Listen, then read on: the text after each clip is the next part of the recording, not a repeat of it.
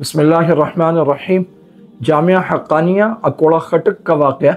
हज़रत शेखुल इस्लाम मुफ्ती तक़ी उस्मानी साहब ने फरमाया कि ये एक इदारे या एक जामिया पर हमला नहीं है, बल्कि ये पूरे दीनी और इल्मी हल्क़े पर एक हमला है।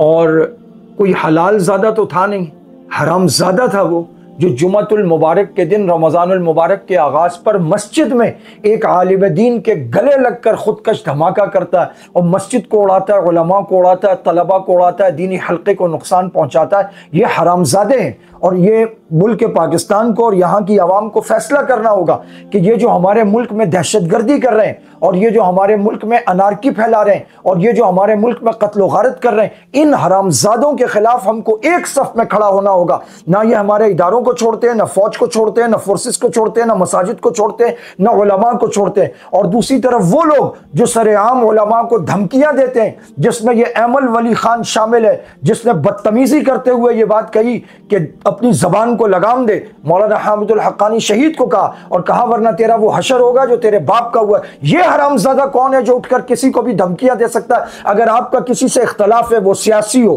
कौमी हो, लिसानी हो, सूबाई हो, मुल्की हो, किसी किस्म का भी कोई इख्तलाफ है, तुम इस मुल्क के बाप लगते हो, तुम्हारे बाप का मुल्क है, तुम जिसको चाहोगे धमकियां दोगे और तुम उलमा को और तुम मुहतमिमीन को और तुम शुहदा की औलादों को यह कहोगे कि अपने बाप का अंजाम देख वरना तेरा अंजाम बाप वाला होगा। तुम कोई बदमाश लगे हुए हो? यहां तुमसे पूछ के लोग बात करेंगे। अगर कोई तुम्हारे खिलाफ बात कर देगा तो तुम उसको जान से मारने की धमकियां दोगे। इदारों पर लाजिम है कि इस हरामजादे को लगाम डाली जाए और इससे पूछा जाए कि यह बम धमाका कैसे हुआ है। यह पाकिस्तान में, इस्लामी जमहूरिया पाकिस्तान में लिसानी और तासुब की सियासत करने वाले लोग, जो लोग, और मजे की बात, मौलाना हामिदुल हक्कानी खुद पठान है।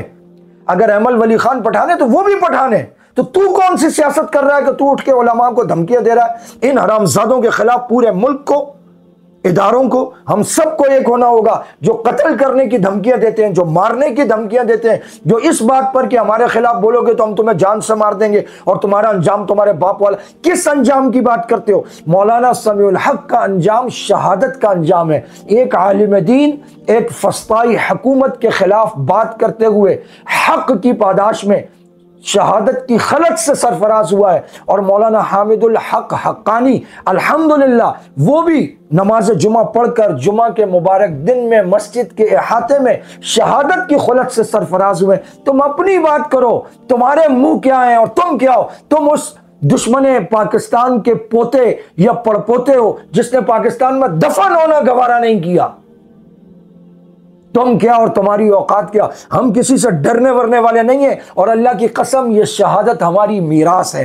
ये हमें मस्जिदों में मिले, मेहराबों में मिले, मदरसों में मिले, रास्तों में मिले, गली कोचों में मिले, चौराहों पे मिले, ये कहीं मिले। जिस्म के चीथड़े चीथड़े करवाना अल्लाह की बारगाह में हम अपने लिए बाइस से शहादत समझते हैं। हम उन सहाबा के मानने वाले हैं कि एक सहाबी दुआ कर रहे हैं कि या अल्लाह मेरा मुकाबला ऐसे दुश्मन से हो, ऐसे शख्स से मेरी मुठभेड़ हो कि कल मैं उसका सर उतार दूं और माले गनीमत में उसकी ढाल भी ले लूं, तलवार भी ले लूं, ज़िरा भी ले लूं, सवारी भी ले लूं। और दूसरे सहाबी वो ये दुआ करते हैं, ए अल्लाह मेरा मुकाबला ऐसे दुश्मन से हो कि आपकी राह में मैं उस पर वार करूं, वो मुझ पर वार करे और फिर लड़ते लड़ते वो मेरे जिस्म को चीर डाले, मेरी गर्दन को उड़ा दे, मेरे जिस्म का टुकड़े टुकड़े कर दे।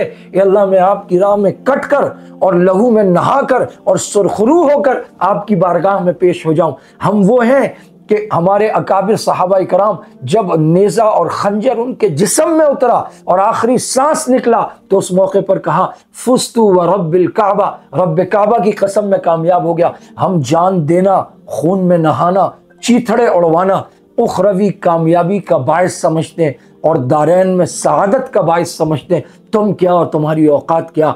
तुम जितने शहीद करोगे, जितने मारोगे, अल्लाह की कसम हम हर साल उससे ज़्यादा पैदा करते हैं, उससे ज़्यादा हाफिज, उससे ज़्यादा आलिम, उससे ज़्यादा मुफ्ती, उससे ज़्यादा शहादत के तलबगार। सैयदना खालिद इब्न वलीद ने कहा था तुम्हें ज़िंदगी इतनी पसंद नहीं, तुम्हें शराब इतनी पसंद नहीं, तुम्हें औरत की आगोश इतनी पसंद नहीं जितनी हमें मौत पसंद है और जितना हम लैलाए शहादत को गले लगाने के लिए बेताब हैं। इंशाअल्लाह सुम्मा इंशाअल्लाह एक वक्त आएगा जिस तरह तुम शाम में जलील और रसवा हुए, जिस तरह तुम अफगानिस्तान में जलील और रसवा हुए, जिस तरह तुम्हारा निज़ाम बांग्लादेश में गिरा, जिस तरह तुम दुनिया के हर कूचे में जलील और रसवा हुए, अल्लाह ताला तुम्हें पाकिस्तान में भी जलील और रसवा करेगा और आखिरकार हक का परचम, हक का फरीदा बुलंद होगा। पाकिस्तान के अवाम को इस मौके पर आज़म करना चाहिए कि हम इस मुल्क में दहशतगर्दी, कत्ल गारत और मुल्क के खिलाफ होने वाली ये दहशतगर्दी और मसाजिद में दहशतगर्दी,